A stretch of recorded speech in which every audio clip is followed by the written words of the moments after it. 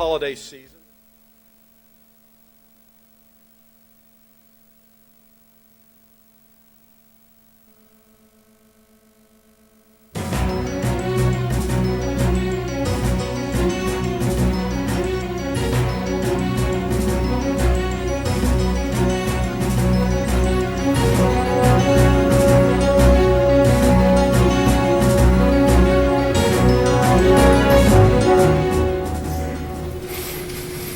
Good morning. I'm Mayor Buddy Dyer, and I'd like to welcome you to the March 31st, 2014 workshop of the Orlando City Council.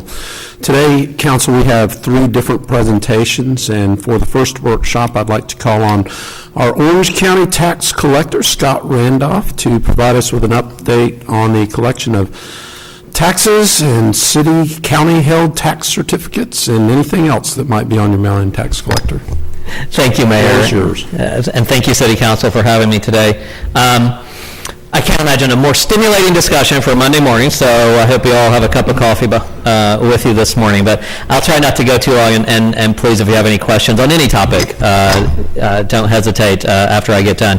Just been deciding that our office needs to do more outreach, especially with our municipalities and what we do as a tax collector's office, and some of the issues that I've seen as I come into office, and how we want to work with our municipalities and our taxing authorities to try to resolve these issues, clean up the tax rolls, and make it an efficient operation for this office. So as you can tell, the four topics I really just want to cover real quickly today are the collection of non-ad valorem taxes, issue of county-held tax certificates, and of course there's a tax collector task force out there as well. What I've noticed when I came into office is obviously on the discussion of non-ad valorem taxes. These are obviously stormwater, garbage, streetlights, particularly one area of the city that we've seen some issues with is the Holden Heights area, where there's that special assessment that's being placed on there. The issue that we've come across and that we'd like to educate you all about and work with the municipalities on is the issue that these non-ad valorem, obviously it's the issue of collection of these. You have the option of either doing a direct billing or placing it on the property tax. Once it's placed on the property tax, obviously it becomes non-ad valorem taxes, and once it's placed there, then that property can become subject to the tax certificate process, the tax deed sale process. One of the issues that we have is, obviously if somebody's a regular piece of property used to paying property taxes, they just roll it all in, it's the same amount, they don't think about it. But then there's the nonprofits and churches. In the Holden Heights area, it's been Mending Hearts Charities, and then some of the churches have had some long-standing non-ad valorem taxes that don't get paid. Of course, that doesn't help you. You're not getting the taxes that you thought you were going to get. Obviously, some of this is subject to bond payments and those type of issues, and they just sort of sat out there. Before I came into office, they've been sitting out there for some time. How that rolls in is the tax certificate process. If somebody doesn't pay their property taxes, including non-ad valorem property taxes, once it's on that property tax bill, it goes to what's called a tax certificate sale. If nobody bids on that tax certificate, and many times the nonprofit or a church, you won't have a bidder because they're a very low amount. Like I said, it's a non-ad valorem assessment. It's usually a couple $100s, and so nobody bids on holding that tax certificate. If nobody bids on that tax certificate, it by statute automatically gets struck to the county, and it becomes what's called a county-held tax certificate. If the value of that property is more than $5,000, by statute, the county shall apply for the tax deed application. One of the issues I discovered in last taxing season was that we have about 30 churches, and I would say about half of them are inside the city of Orlando's boundaries, that have multiple years of non-ad valorems that are due. And what started out as a $250 or $300, $400 assessment has ballooned into, with the penalties and interest, $800, $900 per year. And of course, obviously, some of these churches, many of these churches don't have that type of resources automatically at hand. But what happens, of course, then those churches are actually obviously assessed at more than $5,000, and they become subject to that mandatory tax deed application. We have been working with the county to move along these tax deed applications. I've also directed, though, my staff on the opposite side of that, directed my staff to work with all the churches to try to get this resolved so that they don't become subject to the tax deed sale. A few weeks ago, the county went ahead and made application for the 2006 tax certificates that were outstanding. I'm happy to say that there were originally 12 churches on that list, and we got all of them paid, at least for the 2006 tax year. So we got all of those off the tax deed application. Now, several of those still have more multiple years to come, but for the time being, we've kept them off that tax deed application. And so some cities, the city of Ocoee actually has an opt-in for non-ad valorem assessments where someone can opt in to be directly billed. The question becomes, obviously, it's the efficiency of being able to put it on a tax bill as compared to somewhat being more difficult with a direct bill. One of the things that we're researching, and we may go to the state legislature with to ask for municipalities and local governments to have the authority, which is the ability to have a system-wide opt-in for nonprofits and churches, basically anything that's labeled as a nonprofit, potentially to maybe have. So I wanted to inform you of that, get your opinion of that, get your input as we go forward. I don't think we'll be doing it this legislative cycle, but it may be something that we try to address with the association, with our Tax Collectors Association, and with the legislature next year. Is there a better way so that, again, churches and nonprofits don't become subject to a tax deed sale when they may not have those resources? Obviously, we want to, if we do that, we want to write that as narrow as possible. Obviously, we do not want it to become a revenue issue for any of the municipalities. So then what happens, though, of course, if you don't have the $5,000, then it really just sort of sits out there. It says, the statute says the county may apply. There's about 1,000 pieces of property, of which half of those are only non-ad valorem. And there's about half of them that just sit out there. And you'll never get the taxes from them because, ironically, the only entity that has the authority to apply for that tax deed is the county. Is the county government. Even though the county is actually only owed probably about 35 to 40% of the outstanding county-held tax certificates, probably about 40% of that goes to the counties, or to the schools. So about 40% of the county, 40% of the school is owed to the schools, and about 20% are owed to the municipalities, one of them being the city of Orlando. But the county is the only one that has the authority to actually apply for the tax deed. So even if you have a couple of hundred parcels in the city of Orlando that are below 5,000 and that you would like to see put up for a tax deed in order to try to make that property do some economic development with that property, you don't have the authority to apply for that tax deed.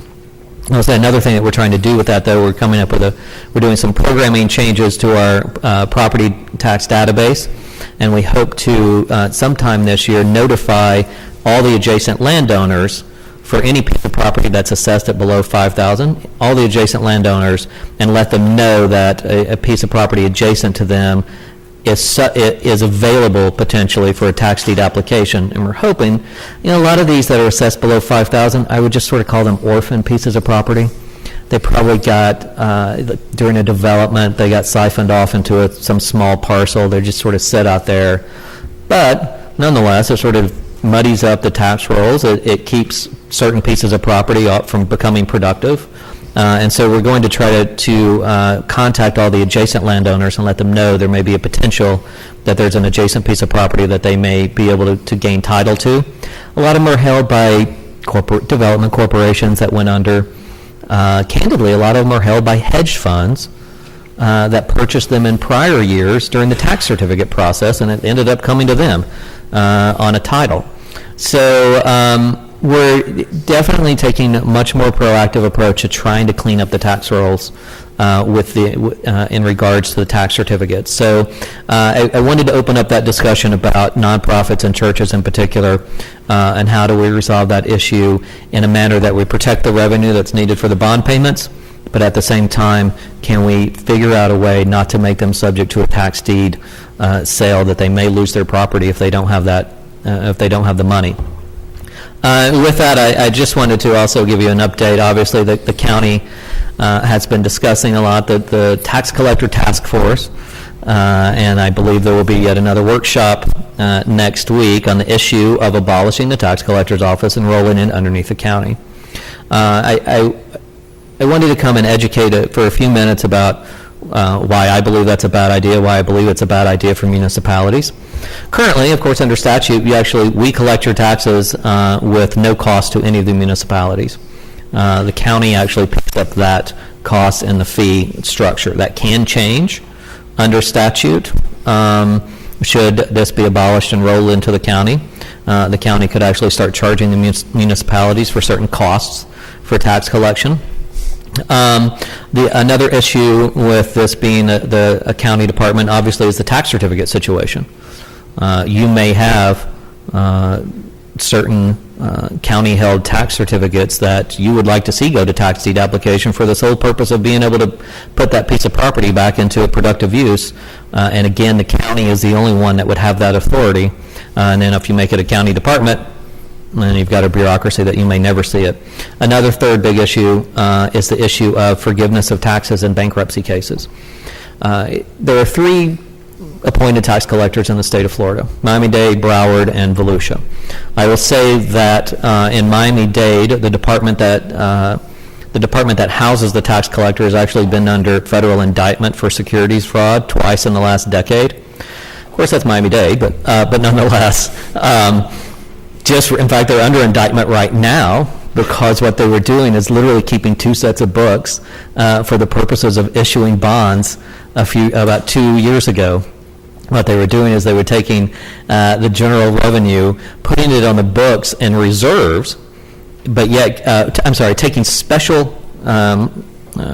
specific funds, moving it over to general revenue to show it on as a general revenue reserve in order to show bondholders that they had a good reserve, but yet at the same time they were keeping it on the books of the specific trust fund as well. And so they are under securities fraud, obviously, for issuing those bonds in a manner and getting a better rate than probably they should have. So that's Miami-Dade. In Broward, going back to the issue of the bankruptcy, so in Broward, what's happened in Broward on several occasions is there's a big bankruptcy. And the county-appointed tax collector decides to settle the case. And it doesn't have to be that's real property. It happens a whole lot more in tangible property cases. I have tangible property cases all the time, and it really is within my discretion and my authority now. How aggressive do I get? Do I continue to litigate for the purposes of that taxing authority, or do I settle out those tangible property taxes? We have one of the highest collection rates for tangible properties, and obviously, with many in the tourism industry, we have a big restaurant industry, a big tourism industry. We have a very big tangible property tax roll, and our collection rate is over 99%. There are counties in South Florida where that rate is below 90%, and I know that doesn't sound, what's 10%? It's $10 to $15 million a year with that. And in real property, what's happened in the past down in Broward County, take Winn-Dixie as the big case. Winn-Dixie a few years ago, obviously there was a huge Winn-Dixie bankruptcy. In Broward County, the county attorney, working with the county-appointed tax collector, basically settled those property taxes for less than 25%. What that did, though, is because they had the authority to do that, it also affected all the other taxing authorities. But the taxing authorities didn't have any standing or any ability to object to the county settling that case. And so the county-appointed tax collector was able basically to do something detrimentally to the county, or to the other taxing authorities, without any say whatsoever. So that's a risk I want to highlight for you, and obviously we've had big bankruptcies here in Orlando with the downturn in the last few years. And you have the 55 West, or the Plaza building. If that had been a county department, they would have had that authority to settle those bankruptcy cases, and potentially to the detriment, again, to the city of Orlando or to any other taxing authority. So I leave you with that, and if you have any questions, let me open it up to questions on any of the topics I've discussed. Okay, thank you. Commissioner Ryan. Good morning. Good morning, Scott. Thanks for being here. Thank you, Mayor. This is the first time I've probably welcomed hearing from the tax collector, in the sense that I did not know about the churches. I'm devastated because my concern is, do the churches know they're in this predicament? I mean, is there a conversation, or attorneys, or are these tiny storefront churches, or are these people with not mega but large churches? I've never heard of this before. And I'll follow up and give you a list, especially of what may be inside the city of Orlando. I would say most of them, candidly, were predominantly African-American churches in low-income neighborhoods. They do now. They know about the issue now. I'm not sure they knew about the issue more than when I got into office. And so it is something that I've personally been in contact with several. My enforcement officers have been in contact with each and every one of them. And I think actually I've built a very good relationship with them in trying to work through this. It has been our ultimate goal that obviously they not be subject to a tax deed sale. And so we've worked very hard. Again, we moved those 12 off the 2006 rolls. We've got almost all of them off the 2007 rolls as well, the county held tax certificate rolls. So we're getting there, but it's something that's just going to continue on if we don't take some action at some point in time to try to move it off the ad valorem into, again, a direct billing type situation. Mending Hearts went into bankruptcy. Now this has been their second time in bankruptcy. It protected them. And actually, it was probably sort of on the suggestion that from us that they do that, because otherwise they had some very big non-ad valorem assessments to where they had about 7 pieces of property, and their back taxes that they owed had ballooned to about $50,000. And so it almost became more than the value of the property. So there wasn't much of a point for them to even, who's going to buy it if they could. So the bankruptcy has protected them. The bankruptcy will protect them from tax deed sale. So that's how we've resolved that at this time. But I'll definitely follow up with your office on what we've got out there in your area. If we can help, that's the idea, and you're already doing that, so we're not trying to move in on your territory. But I just think this is a great partnership to save these churches. And on the piece regarding the tax collector position being eliminated, going to county, I just think that you ought to be answerable to the people who elect you. And when you are not, all kind of crazy things can go on. It's similar to how these takeovers of cities across the country, and these people are not answerable to anyone but maybe the governor. That's a bad thing for our constituents.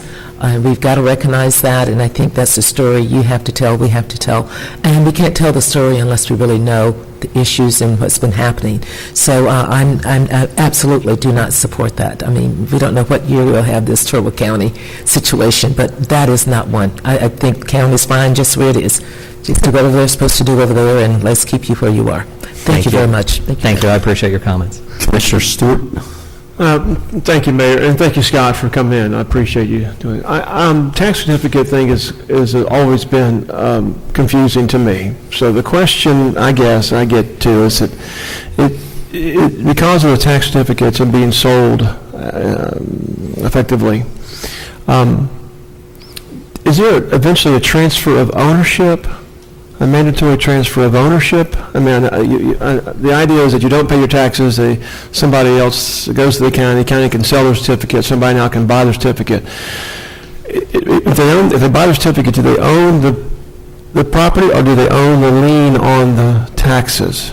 So thank you, Commissioner. So the tax certificate is basically, think of it as a lien. Okay. Call it a lien, although for the most part, it's the first lien in any case, be it bankruptcy or anything else, which is why, take a Winn-Dixie case, that should have been paid off 100% before any other assets, before any other creditor was paid.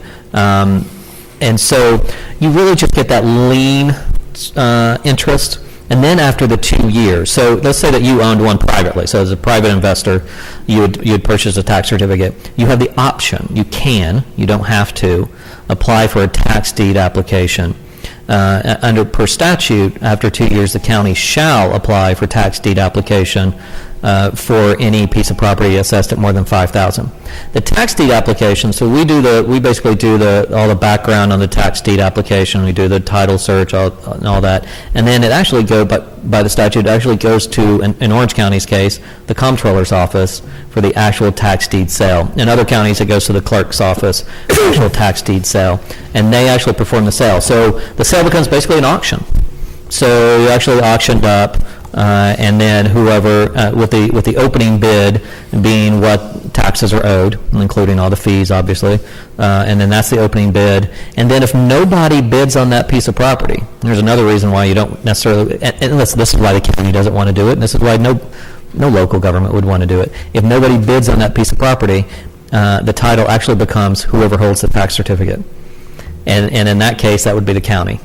So suddenly the county could find itself sitting on a lot of land that it didn't really want to own, which is why we've tried our best, really, really hard to work with these entities to try to make sure that it doesn't go to tax deed application, because if nobody bid on the tax certificate to begin with, it's probably not something that people see as a good investment anyway. So then it goes up to auction, and then that's when title gets handed over. It just seems incredibly complex to me. We've had an issue in a lake where a guy actually bought the deed for the bottom of the lake. And then getting the shoreline, and in doing that, took effectively the ability to have that on a private lake, to have an access to the private lake. Now he contains the only access, and he closes the access. And so now the question is, he can't really own the bottom of the lake, except he now owns the edge of the lake as a virtue of the same piece of property. And then that becomes part of an ownership as opposed to a lien. It's like, this is really kind of... And I would say, as far as like the edge of the lake, he probably, not that I've looked at that case, my guess would be he has the valid right to that ownership. If that private parcel was ever created in the tax rolls, then when he got that title to it, it gave him the full rights to the ownership of that title. I mean, it's a fee simple title when you get it at tax deed. What was happening, and we've really, I would say my predecessor did a lot to clean up the rules on this, what another little fun thing that some people were doing, were trying to find when subdivisions or a mandatory homeowners association, and they split up all of these, when they're developing, they split up all these common areas into separate parcels, because then when the homeowners association takes over, the assessment goes down to, the property appraisal's assessment goes down to zero, basically. And so but before that happens, they become subject to tax certificate sale, and so you'd have these people that would buy up the swimming pool. Somebody bought up the gate in a gated community. They basically bought up the gate because that had been separated into a separate parcel, and then they owned the gate, and then they owned the pool. So there has been a lot of cleaning up to make sure that doesn't happen, to try to get to that process earlier, so that they don't become subject to the tax certificate sale, work with the developers and like, wait, you don't want this. This is not going to be a very good thing for for the people you're selling these properties to, and then quickly getting these things into the official HOA status so that they don't become, so that they don't have that assessed value. Two other quick things. One is on the Winn-Dixie case, because I had heard about that. Tell me, I guess in a sense, tell me how you would handle it differently. Is the idea you just kind of hold out until they pay it and that's just too bad? Or the idea is that an elected official would have to be responsible to the citizens of the community if they make this kind of decision? So certainly. So obviously, we would have that discretion instead of an appointed county department to do that. And I think it's more about that accountability to the voters, and obviously to the taxing authorities. I think the taxing authorities would make much more hay if an independently elected individual decided to have a severe impact on their revenue. So our position has been consistently in the office prior to me and currently that, as I said, we are that first lien.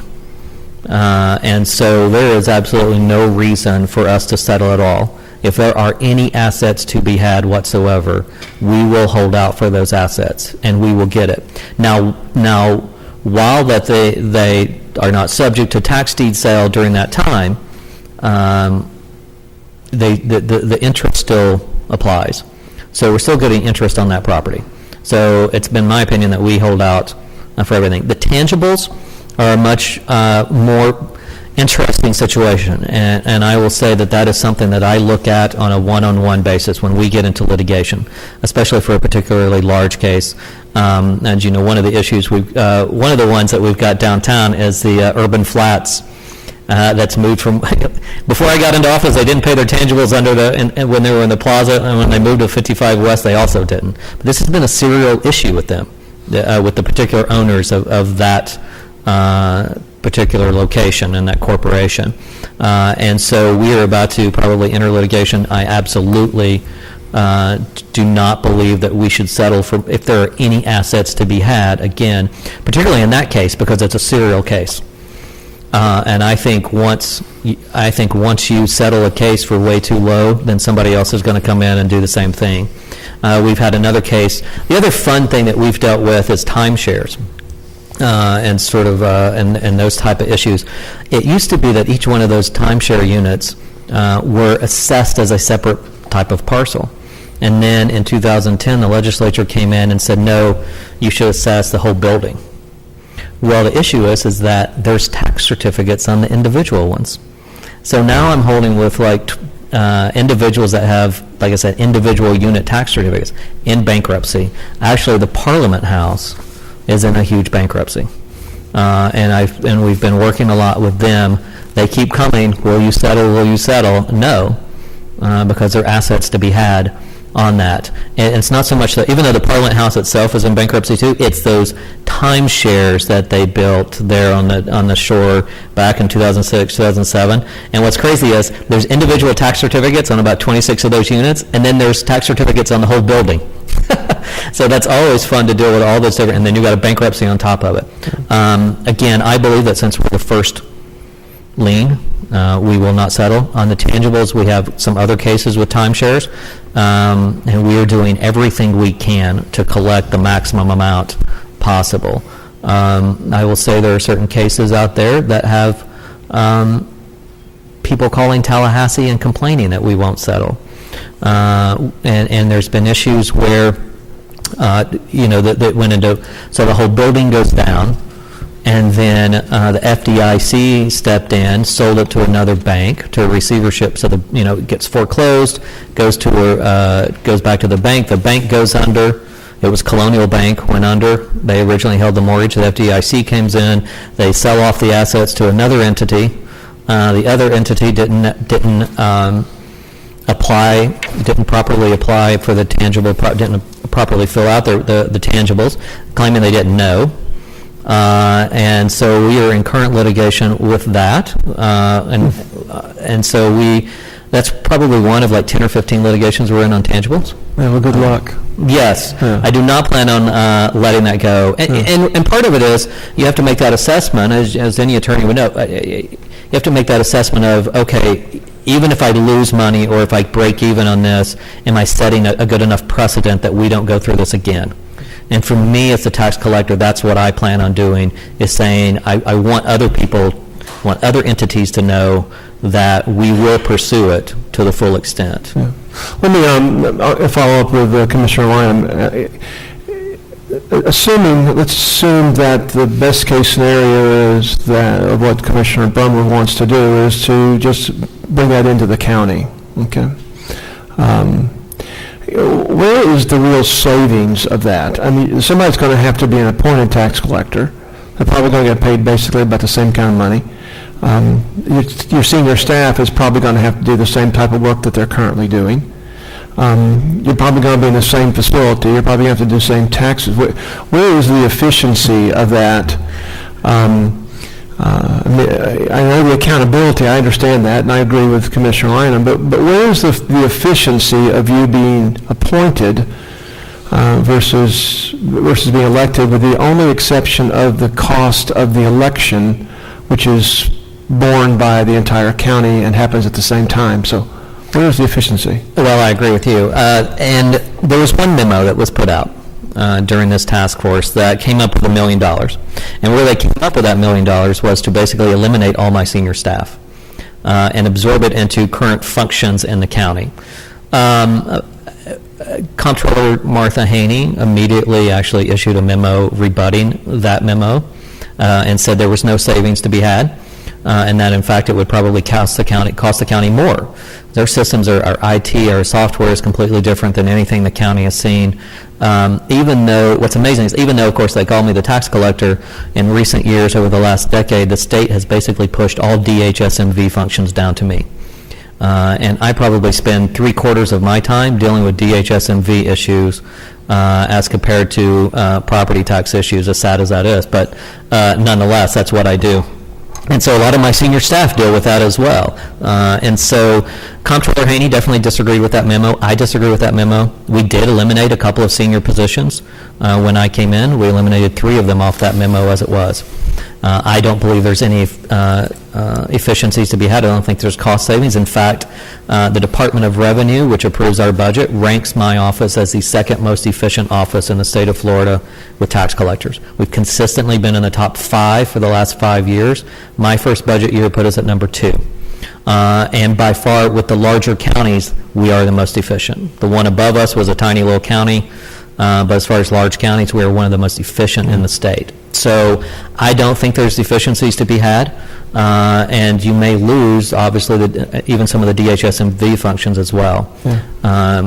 You don't know. I don't know what will happen with driver's license, and that's an issue, again, we face every single day. There was an article recently, the California DMV database got breached.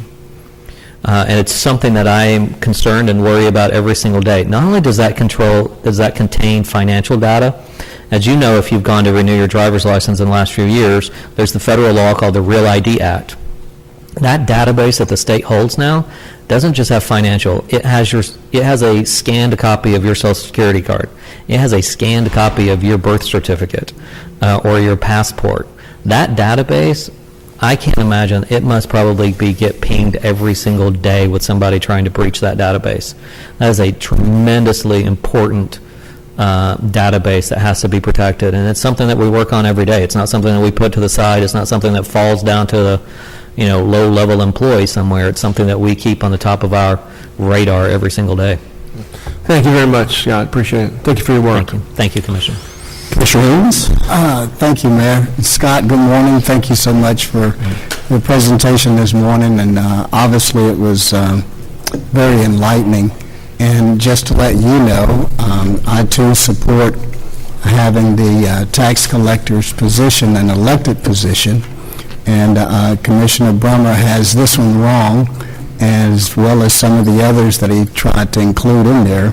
But you have been accountable to the people since being elected the tax collector, and it's good to hear such great news about the position that you're in now as the second most efficient office here in the state. And that's a testimony of how great you have made the office, so thank you so very much for that. And in regard to the churches and their dilemma and what have you, I too would like to know who they are specifically, because for us it's about an educational piece and working with them, and also being that component or extension of your office to help you and to reaching out to them. I like to be able to do that. And thank you for talking about the division of driver's license, because that was one of the questions I was going to ask you about, specifically even in that office. How they're running the tags, collecting the fees for the tags, as well as the driver's license renewal. They're doing a great job. Thank you. And is that particular driver's license capacity in all of the tax offices or just a few? So, thank you, Commissioner. I appreciate your comments. And so, yeah, with what was amazing is 2010. I have no idea why Tax Collectors Association back in 2010, and ironically, I voted for it, being in the legislature, because nobody opposed it. A huge unfunded mandate of the driver's license function down to the local tax collectors. The staff bill actually said the state's going to save $16 to $20 million a year when we do this, when we push it down to local tax collectors. And they took it without any increase in fees. That increase in fees didn't come when we took it over, and we didn't get any of that huge, like $900 million increase that they did back in 2009. None of that came to local tax collectors. And so it was a huge unfunded mandate, but it wasn't just issuing the facilities had to be expanded. And so we, by the end of next year, I believe we will be full service, including road tests at every one of our locations. Road tests? We'll go from 2 locations that do road tests to 5 locations that do road tests. And the crazy thing about Real ID is, again, when they took it over and they pushed this down, of course, with the Federal Real ID Act, you were just getting started. So every single person that had a driver's license had to come into the office to get it renewed. Nobody could do it by mail. Nobody could do it online anymore. And so the 7-year time span, every single person has had to come into the office to do that. Now, the statute says that the DHSMV could, upon its own discretion, delegate that down to a county. It mandates that constitutionally elected tax collectors take it over by 2015. As of next week, we will have officially taken over all DHSMV functions in Orange County. So we will have completed that transition. So there will be no more DHSMV tag office driver's license functions in Orange County as of next week. We will have it all. The statute says that the DHSMV, upon its discretion, could, but that's not guaranteed. And so you may have a situation where the DHSMV decides it doesn't like something that the county's doing, they pull it back, they have to ask for a budget amendment themselves, a special appropriation from the state. You may have very limited driver's license capabilities here in Orange County if that were to happen. Why is that important, by the way, not just beyond driver's license? We do motor voter. We do 40% of all the voter registration in Orange County comes through my office. And so you've probably are aware of some of the shenanigans that have happened in other states when voter ID laws go into effect. Like up in Wisconsin, where they closed DMV offices after they passed voter IDs. It can happen. And so I would opine that it would be best to stay with a local elected official that had accountability to the citizens rather than being put back up in the bureaucracy of Tallahassee and not knowing what shenanigans could possibly happen. Okay, thank you.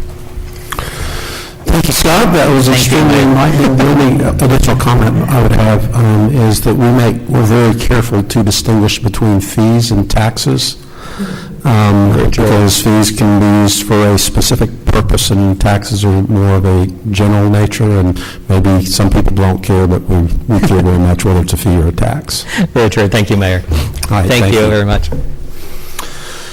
Okay, so our second workshop is an update on our new cityoforlando.net, and I assume that went operational over the weekend, although I have not logged on to see. Staff has prepared an overview of the site development process and the new functions, so Michelle is going to start out, and then I think Rosa is going to take over from there. Good morning, Mayor. Good morning, Commissioners. Thank you for the opportunity to provide an update on the city's website, cityoforlando.net, this morning. Since first launching our site in 1996, our website has quickly become the #1 way that we communicate with our residents, our visitors, and our businesses here in the city of Orlando. Over the past 18 years, we've had a lot of facelifts to our site, but we've never had a comprehensive rebuild that embraces our current technology, nor have we had a complete content review and rewrite. So our old site looked a lot like this. The pages were really inconsistent. There was just over 8,000 PDFs on the site. We had about 10,000 pages. It was really crowded, difficult to find information, and it was all supported by a 10-year-old server as well as front page 2000. So a little over a year ago, our office, in partnership with Technology Management, decided that we no longer could put Band-Aids on the site and that we had to have a complete rebuild. The technology we were using was no longer supported. Our servers were on its last life. The content was inconsistent, incorrect, and outdated. So with direction and support from Mayor Dyer, it was time for us to build a new site. We put together a project scope and quickly realized that due to the large size of our current site, the project was going to cost just over $500,000. So the team quickly regrouped and we looked at alternative cost-saving ways to complete the project. And we ultimately decided to bring the project in-house. We knew this was going to take us a little bit longer to complete it, but it would result in huge cost savings. So in September 2012, we developed the project charter that would help guide our process. In addition to cityoforlando.net, we also included the new development of the Greenwood Cemetery site and our new internal site, TeamLink. I appreciate the support we received from all of you and your aides when we started this process in 2012 when I initially met with you and conducted our briefings. After those briefings, we spent about 8 months doing research, and what we knew actually, was that the research phase of the project was going to be just as important as the actual development phase of the project. We didn't want to just build a new site, we actually wanted to build a new site that would better serve our users.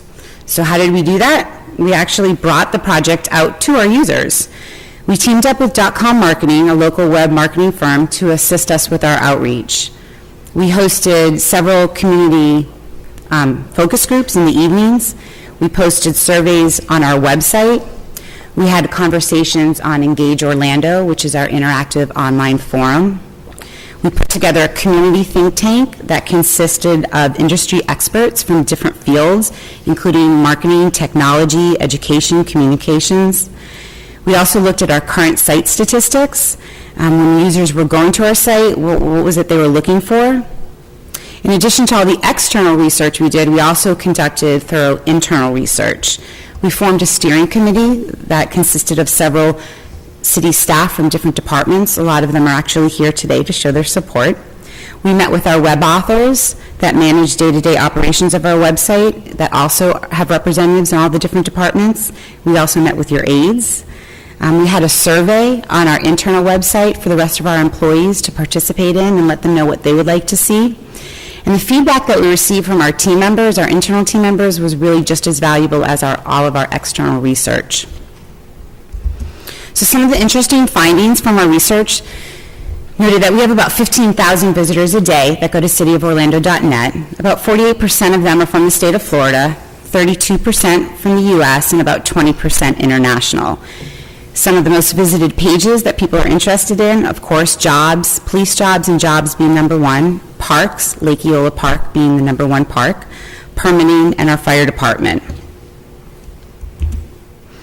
So taking the research and the feedback back into consideration, we developed our site development objectives. And these objectives really served as our guiding principles for this project. And they're outlined right here. We really wanted to have a cleaner design. We wanted to be less clutter, consistent color and a theme throughout. We really wanted to focus on news and events, so when people wanted to know what was going on in the city of Orlando, they thought to come to our website first. Mobile compatibility was huge. We wanted to build a responsive design site that no matter what tool you were using, whether it was a desktop, a tablet, a phone, you were able to access our site. Unified pages, so you knew you were always still on the city site. Improved search function was a big one, and an easier navigation. So keeping all those objectives in mind, we went and we built some new wireframes and we created our site navigation. We removed all the old content and we actually reduced our pages from about 10,000 to just under 1,000 pages. Huge undertaking. So as the mayor mentioned, I'm proud to say that our new site went live this weekend. Our new design provides a simple, easy way to communicate what's happening in the city of Orlando. Some of the new visual functions on the site that I'd love to highlight is right there in the center, you'll see our homepage slider. This is really a flagship component of the site, and it allows us to visually highlight current events, initiatives, activities that are happening in the city. A picture truly does say 1,000 words, so it's a great opportunity for us to highlight some of those images. All of those images link to other pages that have more information. So the idea is to get you on the site, kind of capture your attention, and then allow you the opportunity to explore a little bit more. On the current site right now, we're highlighting our CART Orlando, iLead, which is our new interactive neighborhood training source, and an upcoming event, which is Spring Fiesta in the Park, happening at Lake Eola Park. Based on our feedback from our focus groups, we actually did decide to keep more of a traditional top menu bar that included the resident, visitors, and business tabs as we had before, but we also added a development tab. There's a lot of stuff that's going on in the city of Orlando, and businesses are extremely important. Another new function that we added was the I Need To, which is all the way over there on the right-hand side.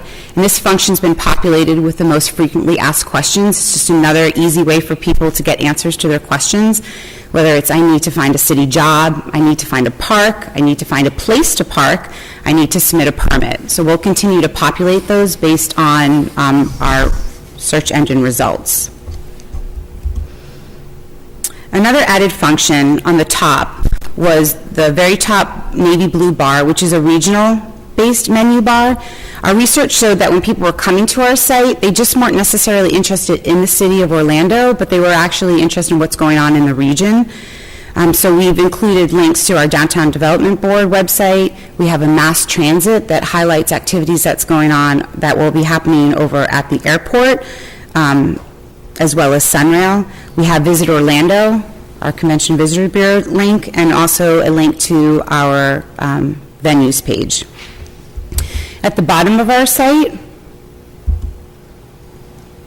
has all of our social medias, ways that people can connect with us and keep informed what's going on in the city. The header and the footer of the site will actually be consistent no matter what page that you're on, so you always know that you're on the city's site. So we realize that the site is still a work in progress, but before I did turn it over Rhodes to talk a little bit about the technology piece, I did want to thank Mayor Dyer and this entire council for your support and for your leadership. Each of you continue to support our office as we come to you with creative ideas and ways to connect and inform and engage our residents. I also want to thank Rebecca Sutton and Frank Billingsley. They co-sponsored the project charter for this. And then, of course, my team members, because it wouldn't have happened without them. So I want to give a quick shout out to Michael McCarthy, our interactive programs manager, who actually was the project manager on this, Maria Iftikhar, our website developer, Natalie Bejnard, our web coordinator, Victoria White, our copyright editor, and Jen Hyatt, our graphics supervisor, who actually designed the site. And of course, we couldn't have done this without our colleagues and partners in crime and technology management. So I'm going to bring Rosa up here, and she's going to give you a quick update on the technology behind the new site. Thank you. Thank you, Michelle. Thank you, Commissioner, Mayor and Commissioners. Technology usually is involved in any project that the City of Orlando have that relates to computer or access to information. So this project is not unique in that sense, but there was a few changes to the way we do our business. Our overall guiding principles as we bring in technology solutions is to focus on security. We want to secure the content of the information for the city. We want to be able to ensure that systems are available and presence is out there. And we also want to be sure that our information in this case are not defaced. So no one is coming into our site and changing the contents for something that's against the city. The other area we look at, we're trying to be financially responsible. We do our best to look at solutions that are stable solution, that are scalable solution, a solution that's going to take us into the future. So that's very important areas. And when we start looking at the finances of solution, we do not look at the initial cost. We look at the initial cost, the ongoing cost, the maintainability, and the reuse of that information. So all that goes into decision-making process. One of the other areas we try our best to ensure technology is very flexible and very volatile is what we call silent running of operation. We try to be sure none of our systems just go down hard, and if they do for something outside our control, we try to be sure everything is coming back up. So for this project, what we did, we are following our Cloud First strategy. This is a national strategy that has been adopted by the U.S. a few years back for the government agencies at local and national level. But we put a little bit of a twist on that strategy. So we added when applicable. Because even though the cloud strategy, and if you allow me just some time to just go a little bit over the cloud strategy, we're trying to, instead of having everything in-house, from the server, from the hardware, power, we're trying to see what we are identifying as commodity. Commodity doesn't mean it's not important. It just means it's something we can put somewhere else, right? But we, at the same time, we identify what is our core business. Our 911 operation that saves citizens' life, that is a core operation for the city of Orlando. Citizens, officers' life is very important for us. So there is higher levels of importance as we start looking at the systems. All of them are important, but there is limited staff and limited functions. So about 6-7 years ago, we went to what we're calling virtualization. So basically, we try to share resources. So we have big pieces of hardware that shared resources based on where we need it.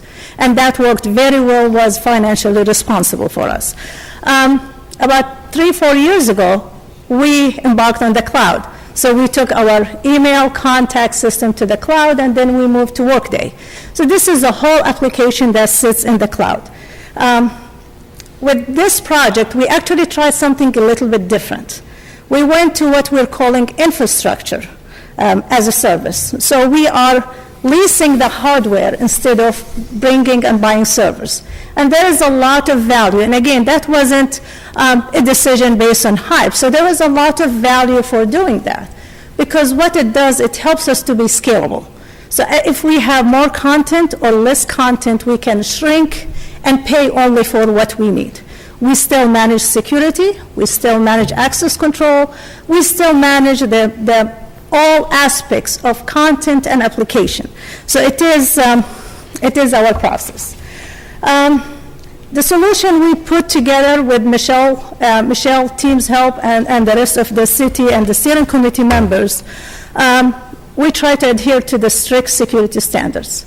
So again, we wanted to protect the content, and just please keep in mind, when we're talking about the internet, the static content sits outside in the cloud, okay? So if you're going from there and trying to reach a different system, if you're trying to look up an address from our GIS system or looking up a lien information, that call comes into our internal system and push the information back. So we're not putting everything in the cloud, we're putting the content, the static or the fixed content on the cloud, but we're maintaining the security on that. We also wanted to be sure we protect the city from mischief. So if the city is targeted in some cases where there's a lot of requests coming to the city, our pipes are very small. So we do inspect the content coming in to be sure there's not somebody who's trying to cause problem for us at the back end in our data. And we try to address it that way. So we do a lot of other layers of security, and I'll be happy to share some of that information with you, but that's not for public consumption at this point. It's internal information.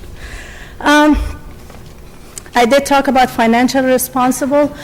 Just one of the other area I do want to touch on is the actual content. So even when we're putting the content, we look at it. So we look at compliance. If it's criminal justice related information, whether it's intranet or intranet, we do not put it in the cloud. We keep that in-house under multiple layer of what we're calling access control. The right person accessing the right information. I'll be happy to answer any questions you may have. I know this is a very exciting topic, and a lot of people want to know about technology.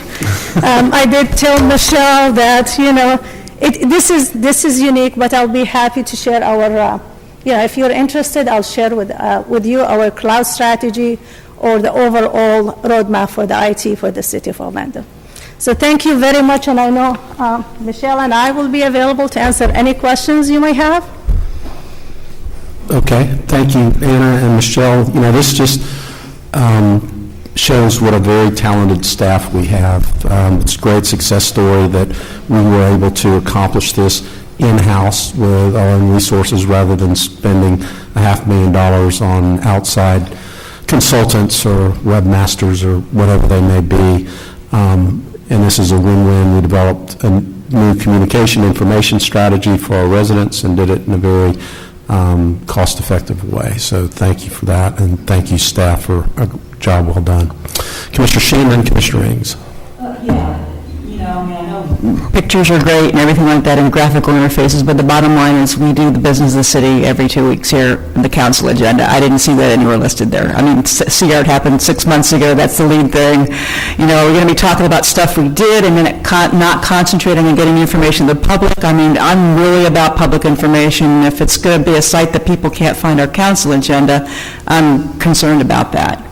Absolutely, great I think point. that should be one of the top things. It I mean, absolutely- it might not get a lot of hits, but you know, when you start hiding information so people can't find it, then they're going to get mad. They might not access it, they might want to know what's at Lake Yellow Park this weekend, but, you know, we should be getting that information out to people. You know what, we have budget hearings, nobody comes, but it's the most important thing that we do. I still think that those functions need to be out there where people can get information.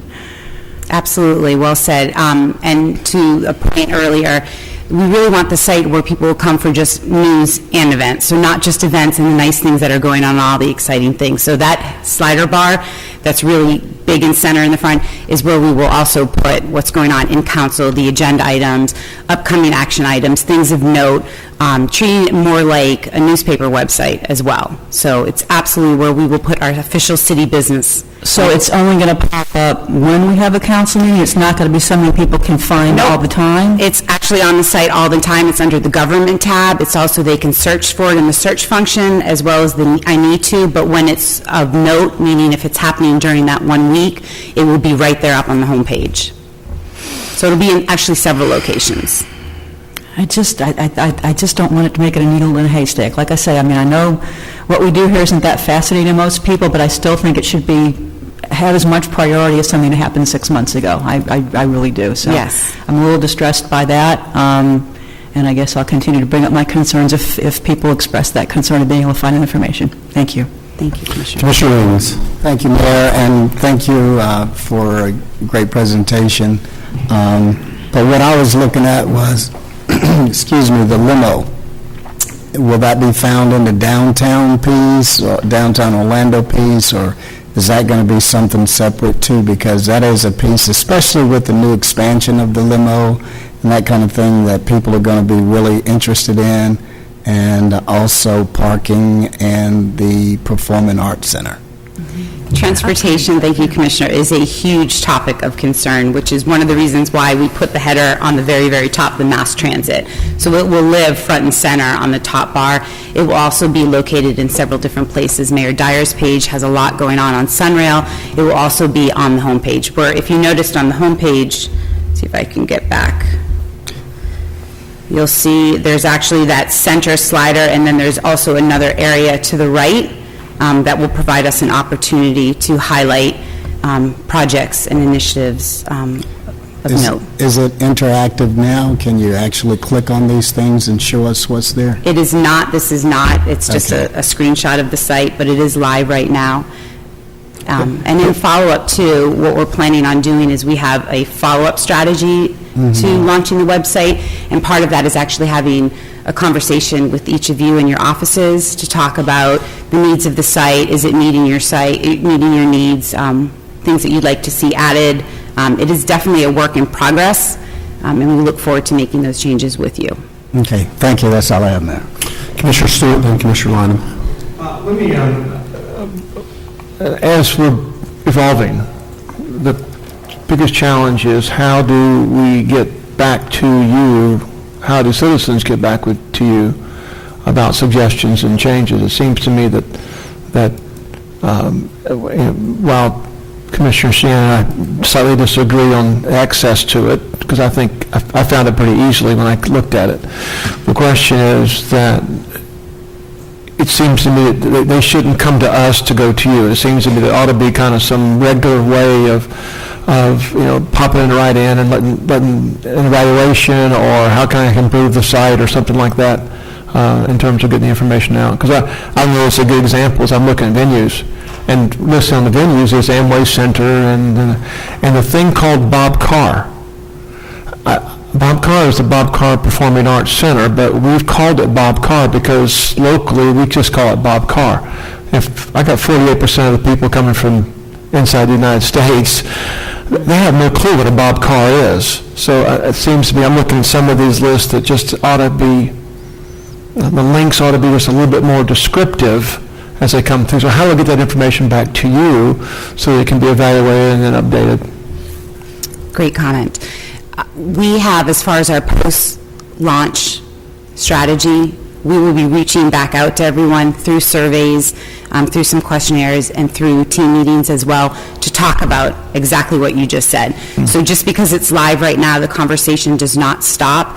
We look at this as a process. It will be a process. So we will be reaching back out to all those users that we got information in on the front end and asking them, now that the site's up, go take a look at it. What do you like? What don't you like? Can you get where you need to go? Are you struggling? And it will help us continue to create the site to build it for the user in mind. Do we offer that option to anybody else outside of these strategy groups? That's my point, is that when Yes. if I'm trying to find it hard to find something, is there a contact list that says, hard to find, click here, and an email comes from them to somebody here that says, hey, it was hard to find Amway Center, or it took me a lot of searches to do it, or something to that effect? Yes, that will be available as well on the website. Absolutely. Great point. Great job. Thank you very much. Commissioner Lyon? Thank you, Mayor. Thank you for the report today. I check my home emails like once every few months. I have to do mine here every day, and so I don't stay on the computer all the time. I find it very easy to navigate our system, and of course, we've had to read our agendas online for a long time. It's just there. I mean, I'm not the smartest person when it comes to navigating all of that. And I think if it's simple to me, it's going to be real simple to people who do Facebook and all that stuff all the time, and they know how to navigate very well. I thought I'd like the update and the look, of course.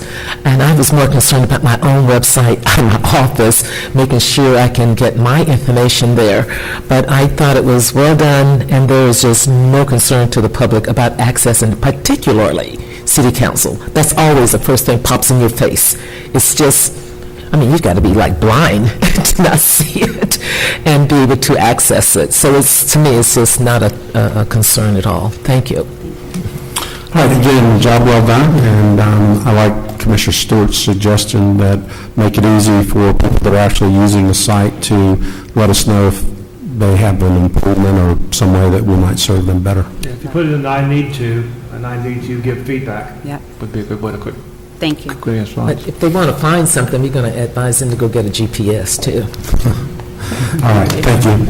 All right, so our last and third workshop will be on the transportation mobility plan for the operation of the Dr. Phillips Center. We have been planning and working on, in conjunction with DPAC, a means of making sure that people are able to have a seamless transportation system as it relates to attending events at the Performing Arts Center. There's been a little bit of interest in parking over the last couple of weeks or so thought it would be appropriate at this point to have Charles update us on exactly what staff and DPAC has been doing in planning and preparation for the opening. Good morning, Mayor and Commissioners. Thanks for having me. Come by and give you an update on what we've been doing with DPAC. We have Kevin Edmonds from the CAO's office, our deputy CAO, impaneled a group back in the early fall of last year, and much of that group is here. Your second slide, here I have a listing of most of the people who have been involved. Pretty comprehensive list of people from around the city, and working with DPAC folks, trying to make sure that we get all prepared for our first-class venue for performing arts here in the city in the fall of this year. We have enjoyed really good cooperation with two key people at DPAC. Two vice presidents are here today. Ms. Cindy Putnam works with marketing, and Mr. Ellery Brown. I've been here almost 3 decades at the city, and I can tell you that I have not had a better experience coordinating with folks than I have had with Ellery and with Cindy. They are first class, they know their craft, and they're very easy to work with, very collaborative. We worked essentially on 9 topics, and they're listed here for you on this slide. And we spent a lot of time making sure that we covered these topics well. We had a lot of experience doing this for the event center, which became the Amway Center, and so we took that same experience and some of the team members who worked on that, and we worked through these topics in remarkable detail, and we still have the group and panels, and we're still continuing to work on these topics. We will work on them through opening in the fall, and then we will have a working group thereafter to work with Ellery primarily, who is the VP of Operations for DPC. The first of the 9 topics is wayfinding signage. I will not dwell on it too much, but I'll tell you that when we were doing the Amway Center Development Project, Mr. Frank Yusina led a group which included some of my team, and we looked at wayfinding for the entire downtown. Of course, we're having the venues downtown, but we need to make sure that the public was able to get to the downtown easily. So we developed a comprehensive signing plan to make sure that our regular commuters and visitors alike would be able to find major destinations in the downtown easily. So I won't dwell on this too much, but this slide shows that, and it's very comprehensive. With that plan, we made sure that there was a flexibility to accommodate the DPC which was coming. And we already made the fins for those signage assemblies, and they're housed at our sign shop, and they will be installed this summer. Essentially, the signage assemblies look something like this. We have some that will have to be revised. As Commissioner Stewart noted earlier, we have right now the Bob Carr Performing Arts Center. That will change. The name will be changed. And so we will be changing those signs at a relatively modest cost, and we can do that in-house with our sign shop. With the upcoming I-4 project, some of the signs that we've already installed will need to be modified or replaced with new signs. We're coordinating with DOT actively on that.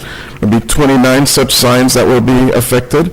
There'll be 2 DPC signs and 8 Bob Carr signs. As I said, we're working with DOT, and as soon as they select a concessionaire later on this year, we'll be getting with them on the specifics of the scheduling so that at no time we're without proper signage on the state highway system to our downtown destinations, especially to our venues.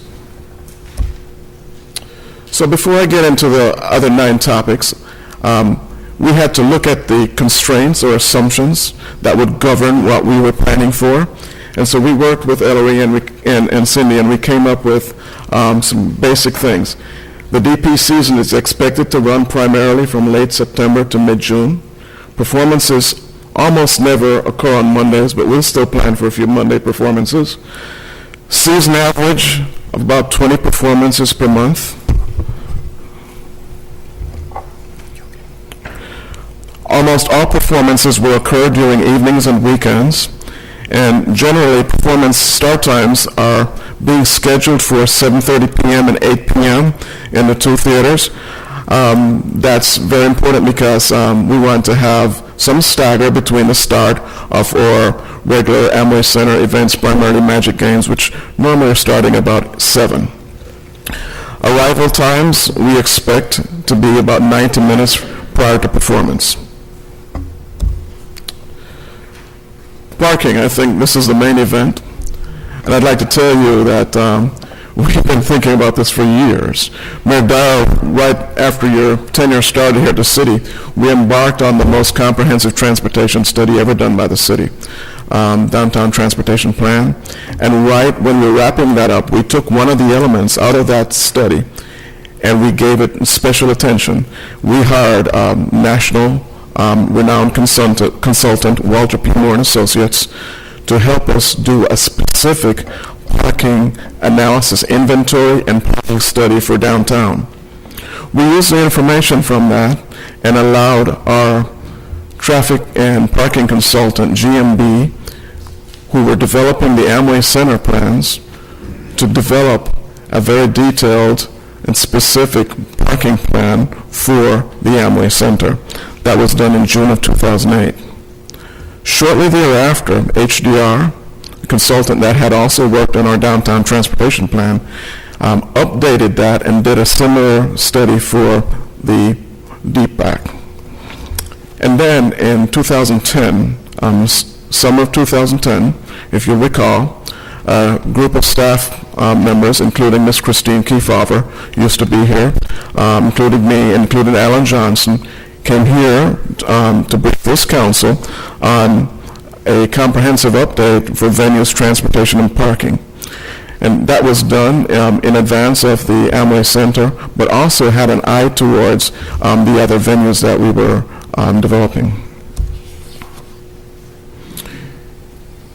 In every one of these parking initiatives, we looked at some key things. We looked at the net available spaces within a 5-minute walk of each venue, within a 10-minute walk, within a 15-minute walk, and then which ones were served by or near a limo. After doing that, then we were able to carefully decide on which parking garages would be primary Amway Center garages, which ones would be primary DPC garages, and then we wanted to make sure we had contingent garages. Finally, we did a comparison with other cities, similar cities, that had similar venues to make sure that we were, really going down the right track. It's worked well with the Amway Center. And this slide just kind of shows what we did back then for the Amway Center, looking forward to not just having the Amway Center, but having both DPC and the Amway Center. And this shows back then the inventory that we had of parking spaces within a 5-minute walk, the 5 to 10-minute walk, and then the parking spaces that were served by or near a limo. And this was done back by GMB in 2008.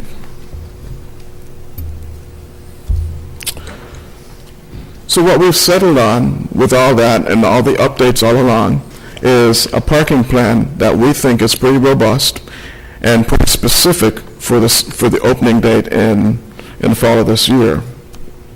Our City Commons garage, which most of us park in, will be the primary location for self-parking for the DPAC. It's within a 5-minute walk. The county admin garage, which is over at the intersection Roslyn and South, will be for overflow parking and will also serve full-time and part-time DPAC staff. We'll have other events during the workday, which are primarily geared to school children, and we expect that those kids will come in on buses, so we won't be burdening the parking system with those types of events. We expect those events will commence about 3 or more years out. Our HDR study that was done for the DPAC a few years ago looked at using the Citrus Bowl as staging, but Ari and I have worked together with our teams to come up with a contingent location over at the Bob Carr Theater, as it will be. To make all of this work well, we have to come up with some agreements with different parties to make sure that we tie down all of these arrangements. The most significant of them will be an agreement with our City Commons garage, which is owned jointly by the city and CNL. As I mentioned, the City Commons garage will be the primary parking location, but there's some other things that we'll be making sure of that we're taking care of in our agreement.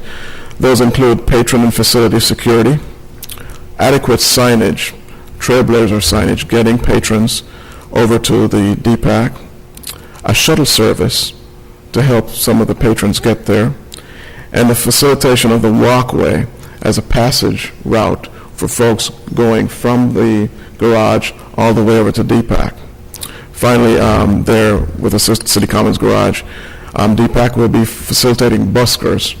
Buskers are those folks who may be with, like artists with a violin or a cello or something like that, or someone dressed like a ballerina or something, just along the route going over, just to guide us to make sure we know that we're on the correct route going over to the DPAC. We also need to have an agreement with CNL to facilitate the passage through their building, from the covered walkway through their building down to the street level. And then the Orange County Admin Garage, we own a third of that garage, and our spaces, we believe, will be sufficient to serve as the overflow parking. And so the agreement will be between our parking division and DPAC, and that agreement is significantly underway. The other agreements listed here are to facilitate valet parking for the Amway Center, well, for DPAC rather, and I'll go through that in a few minutes. So based on some of the questions that we've been getting there, I thought it would be good to highlight the benefits of the City Commons garage. It's very convenient for I-4 and 408 traffic, easy to locate. It has about 2,200 spaces in it, and even when it facilitates Amway Center events, we expect that the availability will still be all the way up to 1,200 stalls when DPAC is hosting its events. It has a covered walkway and convenient for vehicle exit to I-4 and 408 and to Orange Avenue after events. This graphic shows the routing, and I'll go through that a little bit later.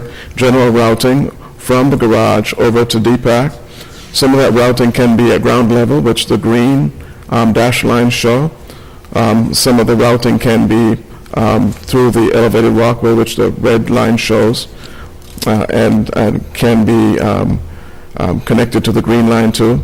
And the blue line shows another routing going all the way over to the intersection of South Street and Orange Avenue. So some key details for the operations of this garage to facilitate DPAC is that the pedestrian bridge will be kept open through CNL 1 90 minutes prior to an event and up to 60 minutes after performances. And we will have livery vehicle access to the parking garage to facilitate alternate patron transport. This shows the type of livery vehicle we are thinking of.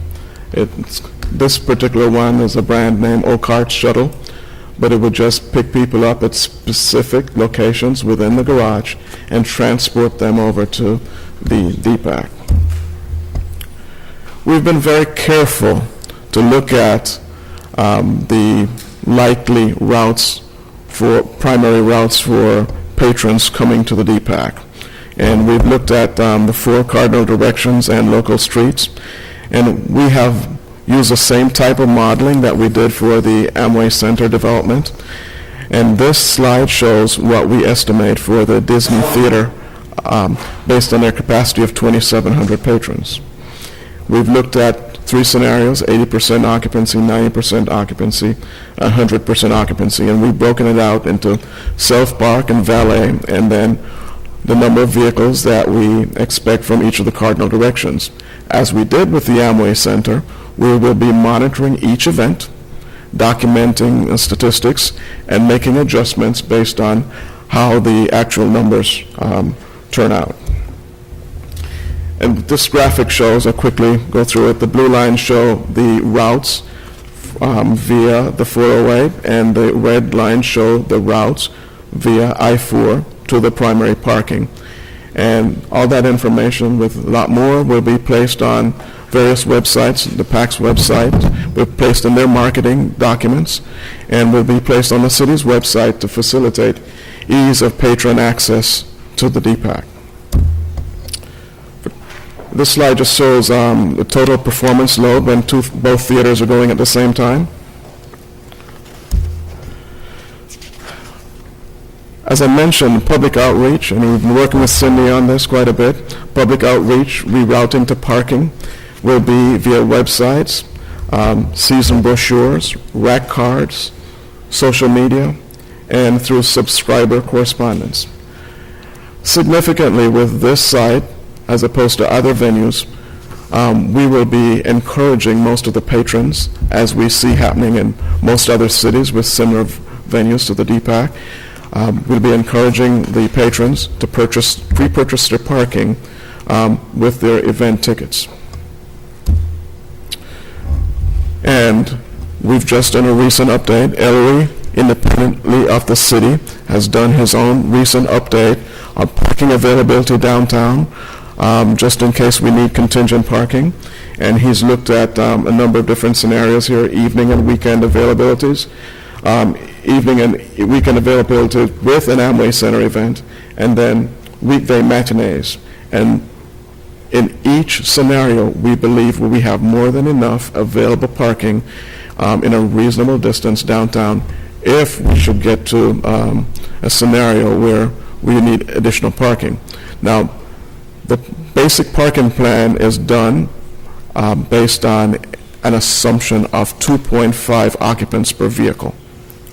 And that is fairly standard. We've looked at other theaters around the country and in the state, and that assumption is a very valid assumption. But just in case we end up with scenarios where we have a higher parking demand, we've identified, and Ellery has done his own independent analysis to identify contingent parking arrangements.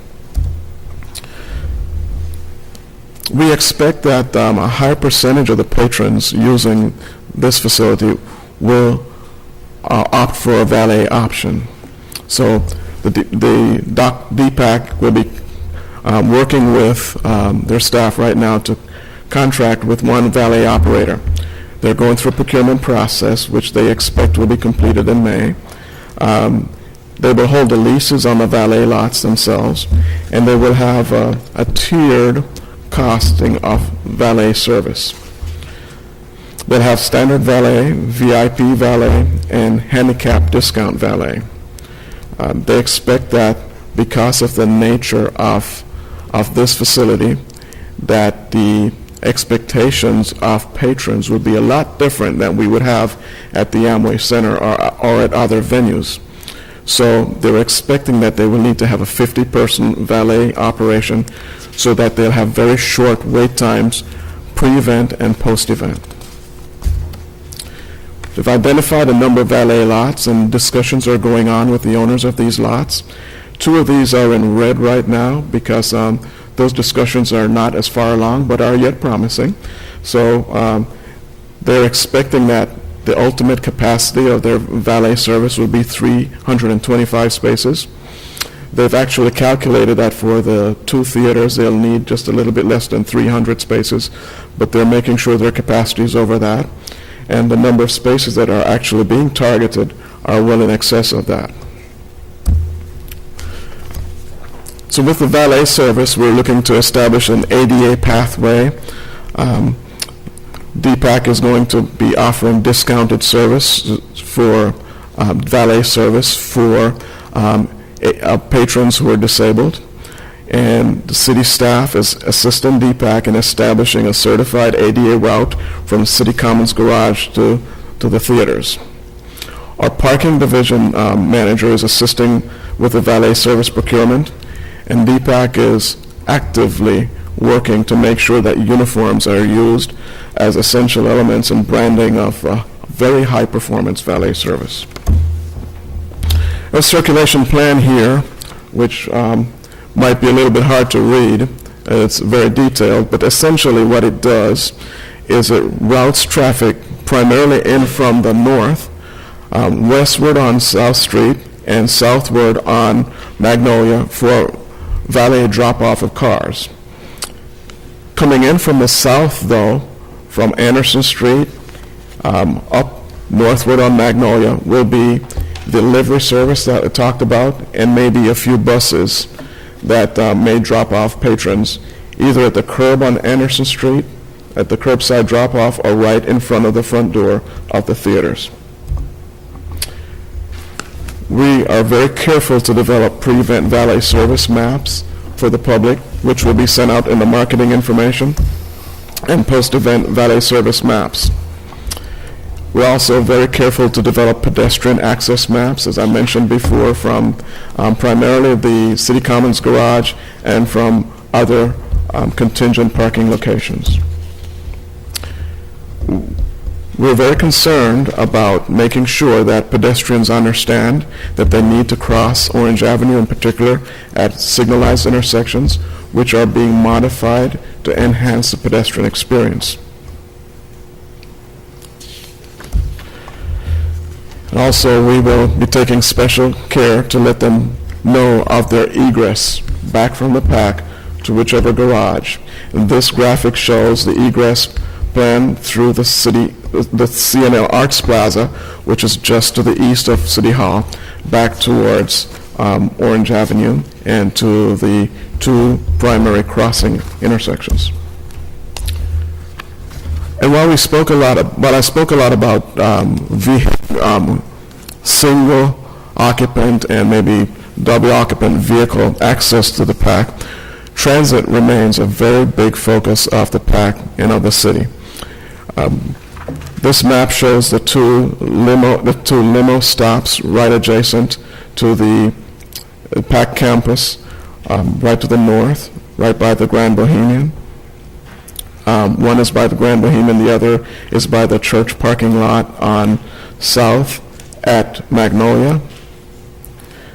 And it also shows 3 regular Lynx stops, which F.J. Flynn of our staff is working with Lynx on to rebrand and upgrade so that there is clear understanding of our intent to highlight transit access to the PAC. For the opening, we have been very careful to develop a traffic control plan. Working with our OPD team members, we've developed an opening day plan, which would include 7 OPD staff members. Not necessarily a plan that we'll take forward, but we want to make sure that we use this plan at the very beginning to make sure everything goes smoothly, and we will scale back as necessary or scale up if we have a special event or a concert on the CNL Arts Plaza. And we always, Mayor, have to make sure that we are grounded. So what we've done is, a few of us went down to the Arts Center in Miami in the fall to make sure all the plans we were developing were very grounded and consistent with what they have. And we have a few more team members going down to the Arts Center in the spring of this year. We're working with many outside agencies to make sure that we do proper coordination for all of our events. These are some of them. Some of the discussions are in an advanced stage, and some are still progressing. We're doing outreach to neighbors, and DPAC has a special agreement with partner First United Methodist Church. That's a special outreach. And then with all the other neighbors, they're scheduling 2 outreach sessions next month, April 8th and April 22nd. And finally, as we did with the Amway Center, we will be doing 2 exercises to make sure that we're all on the same page, DPAC staff, city staff, 2 drills, if you will, a tabletop exercise sometime this summer, and a field exercise in the fall. Next steps, one's not really a next step. Ellery's already done a preliminary briefing to the DPAC board, and he will be giving them updates with our assistance if we need to in the spring and summer this year. And then we'll be working on the execution and facilitation of the agreements which I mentioned before. And my staff will be helping to train DPAC staff along with the police to make sure that they can operate a lot of these events on their own or with us. And then we'll be developing protocols for various street closure scenarios. For example, if they have a large wedding instead of a regular theater performance. Those are types of things we're also trying to work on. So I hope I did that quickly enough. I know it was the 3rd presentation. But I'm open for questions, Mayor, and I have a large team behind me who've worked very hard and very sharp, who are able to help me answer questions. Thank you, Charles, and Ellery, and Cindy, and all of the staff that has been working on this for a very long time. It's a very comprehensive overview, as well as a lot of thought and work that has gone into making sure that we will have a smooth operation, at least in terms of transportation and parking. Commissioner Lineham? Thank you, Mayor. Thanks, Charles, for that excellent report. As usual, we start our planning years in advance, months and months of a lot of detail to make it easier for our constituents, for pedestrians and the people who want to participate, whether it's Amway or Dr. Phillips. I am impressed.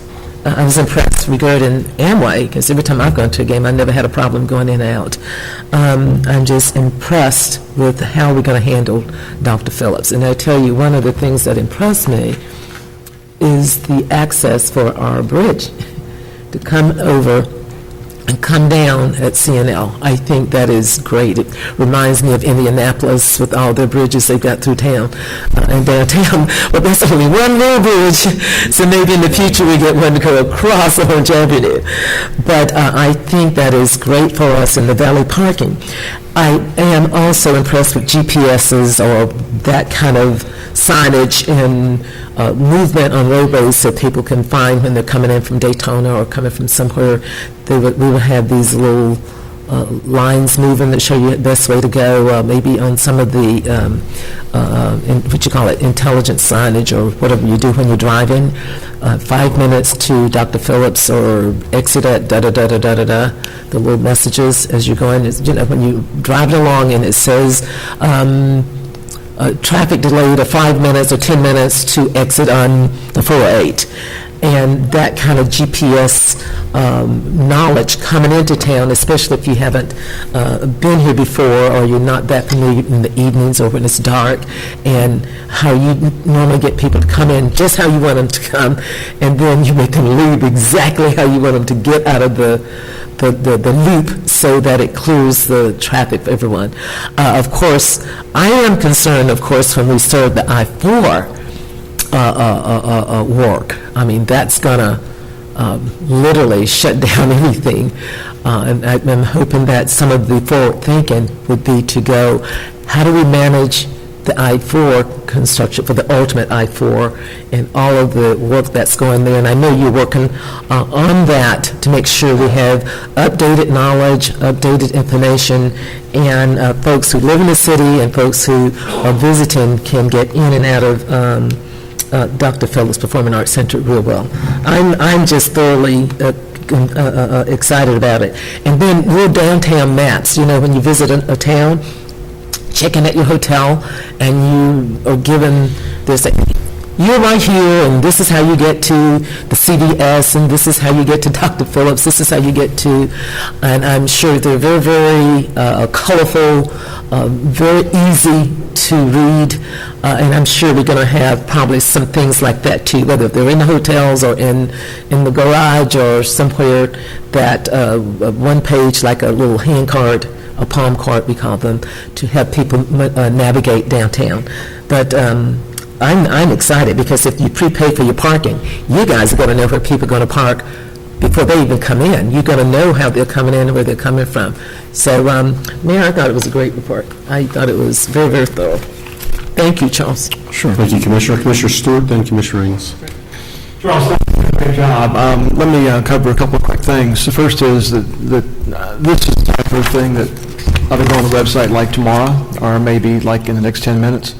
One of the challenges that we have is that many of our constituents don't see these numbers. They only see the reports that the reporters make when it goes back out. So having the access to the numbers is important, even if it's an executive summary.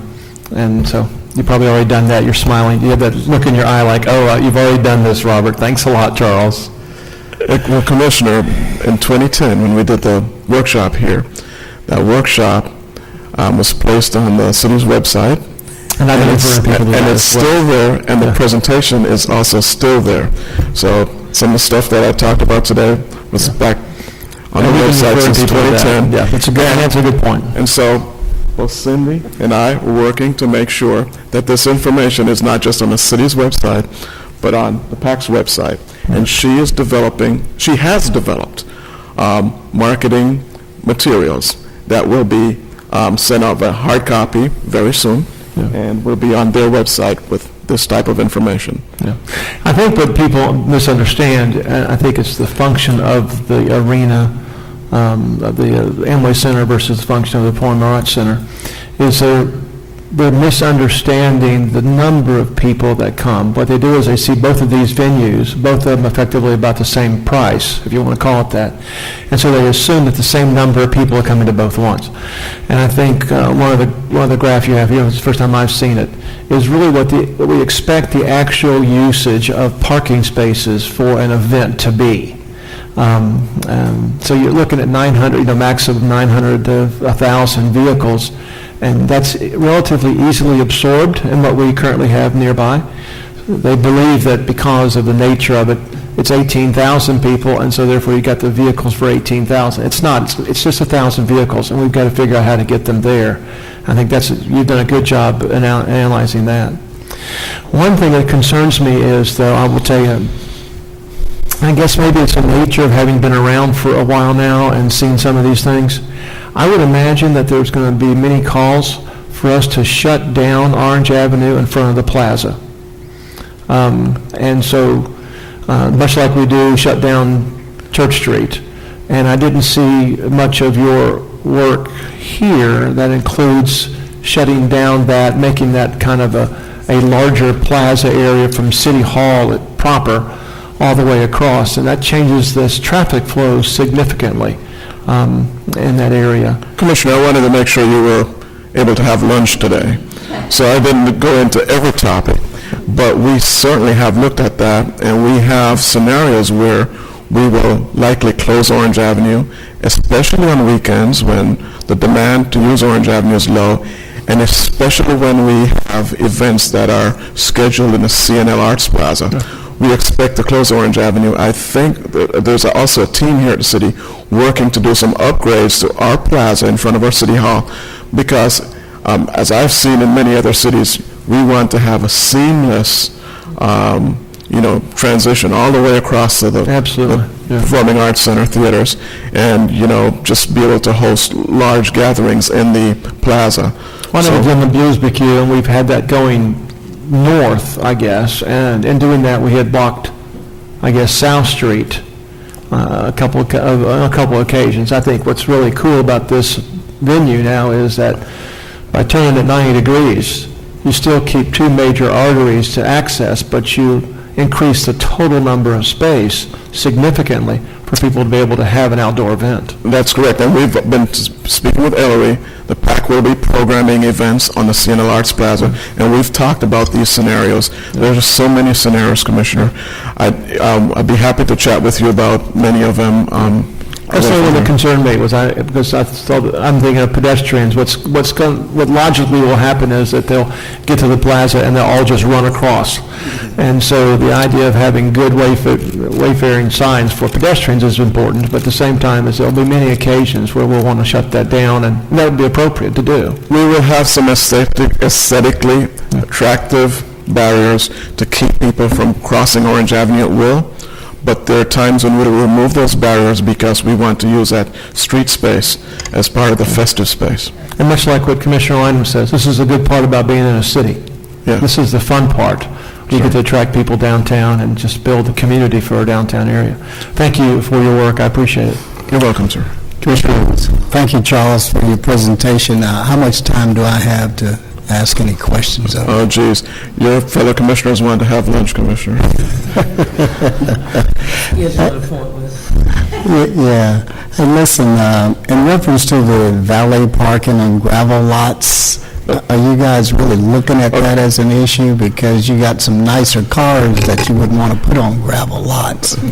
Commissioner, when you drive your Bentley, you're worried about parking it on the gravel lot. Absolutely. We have a lot of discussion about that. It's listed as a gravel lot because that's what it is today. We have active discussions going on with Public Works staff and our Economic Development staff and the owner of the lot about upgrading that lot in two steps. Upgrading it now to meet current codes and to upgrade it beyond the opening of the PAC to make sure that we have a very attractive lot there that complements the location of Main and Main. Okay. Now, would you explain to me, because I don't know that there's a bridge across Orange Avenue from the CNL building, but if you would just explain the bridge process from the common garage into the CNL building, and then where do they go from there? Okay, Commissioner, they walk down through the CNL lobby, take the escalators downstairs, and the escalators take you to the entrance of the CNL 1 building, which is just a few feet from the intersection of Anderson Street and Orange Avenue, which is being redone this summer to create an enhanced pedestrian experience. Okay, so, because I was looking at the CNL garage, and I know that there's two bridges there. The bridge coming across right above where you park, Commissioner, is the one I'm discussing today. Okay, Comes so- from the garage right across where you park, going into the CNL 1 building, into their second floor lobby, two escalators which will take patrons to the ground floor, and the ground floor entrance at that building is a few feet from the intersection of Anderson Street and Orange Avenue. Okay, so patrons on that north end, if they were to get out of the garage and take that bridge, that northern bridge, into the CNL building, it would take them nowhere? Commissioner, we will be placing signs, some permanent signs and some day of event signs in the garage to direct patrons to this one bridge. And we'll be designating spaces for them. Okay. As it relates to the travel Yes, sir.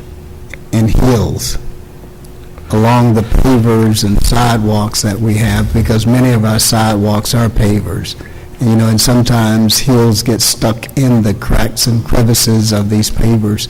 And these are people that are going to the Dr. Phillips Performing Arts. We're very, very aware of that, Commissioner, so we have two ways of handling that.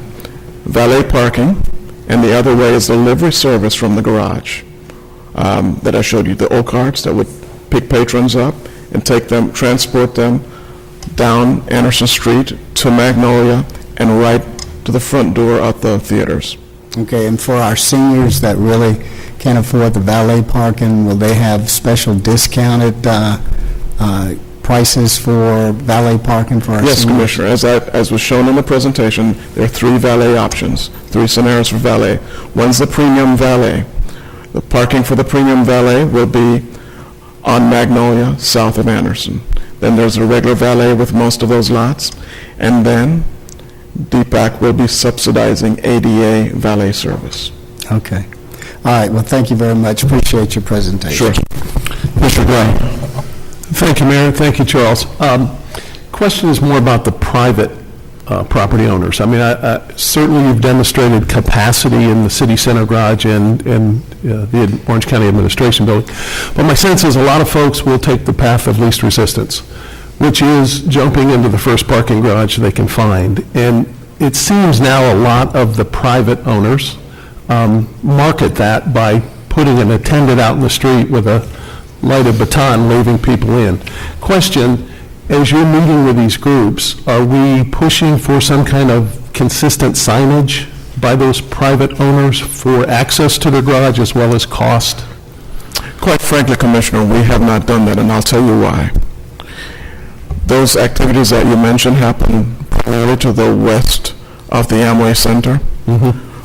We believe that the patrons for this facility will not go that far west. They'll be right within primarily a 5-minute walk off the depot. And we don't think you will have opportunities for those types of activities here. We have been engaging all of the owners of lots in this area primarily for using their lots as valet service. So we do not expect that we will see that. We also will have police officers very close by here in a denser arrangement than we have at the Amway Center to try to make sure that we have a little bit better order in this area. We're very concerned about order with pedestrian movement and people moving out into traffic because of the proximity to the major ramps the 408 off-ramps and the I-4 off-ramps. So I don't think we'll have quite that, but your concern is noted, and I will discuss that with our police partners and make sure we're prepared for that. But I don't think we'll have quite that same scenario here. And that may be. I'm thinking longer term, part of the joy of having this downtown is to help our restaurants, et cetera, to spur more activity downtown. And right now, at least, the majority of that is to the north. And so if I'm going to dinner or going out for a drink afterwards, it might be easier for me to park at the plaza, for instance, or Citrus Center or Seaside, and make the walk down so it's easier afterwards. And my only thought is, a lot of feedback I've received is that there's plenty of parking downtown, but people who aren't familiar with downtown sometimes don't know which garage is public and which is private, which is card access, which is public. So I think it might be worthy of talking to those private owners to see if they'll cooperate to do maybe some consistent signage, so that we don't have people pulling into a parking lot and saying, oops, I can't be here, and then they've got to back out. And anyway, I think you know where I'm going with that. Thank you, So, Commissioner. thank you. I'll work with our DDB partners to try to come up with some uniform way of dealing with that and for outreach to the other garage owners. Perfect, thank you. Commissioner Ings? Introduce any DPAC board members here today, too? I don't think they're board members. I didn't see. Oh, Mr. Snow, I'm sorry. I've been working with Mr. Snow since I started with the city in '85 on Church Street, Mr. Bob Snow. I recognize Mr. Bob Snow, and of course, Ellery Brown, who I mentioned, and Miss Cindy Putnam. They are vice presidents of the PAC. I mentioned that. And Tom Phillips. And Tom Phillips. Phillips Consulting. It's Phillips Consulting, who's been working with them as well. My apology. Do you guys all concur with what Charles has said today? Yeah. Very good, Charles. Thank you very much. Thank you, Mayor. So that concludes our workshops for today. Hey, Charles, don't mess with me.